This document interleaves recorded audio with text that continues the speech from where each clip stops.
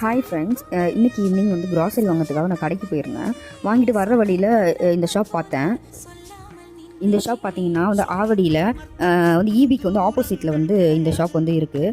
இது வந்து full and full ceramic ஜாடி, அது ஃபுல்லாகவே சைஸ் வாரியாக வச்சுருந்தாங்க. சின்னதுலேருந்து பெரிய ஜாடி வரைக்கும் இங்கே இருக்குது. என்கிட்ட பெரிய சைஸ் ஜாடி நான் ஆல்ரெடி வச்சுருக்கேங்க. அதனால் ஒரு சின்ன சைஸ் ஜாடி மட்டும் வாங்கிக்கலாம் அப்படின்னு சொல்லி நான் பார்த்துட்டு இருந்தேன். ரொம்ப க்யூட்டாக நிறைய சைஸில் வந்து பார்க்கவும் அழகாக நிறைய வச்சுருந்தாங்க. நான் வந்து ஒரே ஒரு ஜாடி மட்டும் நான் வாங்கினேன். அதை நான் லாஸ்ட்டாக வீடியோவில் காட்டுறேன் ஓப்பன் பண்ணி.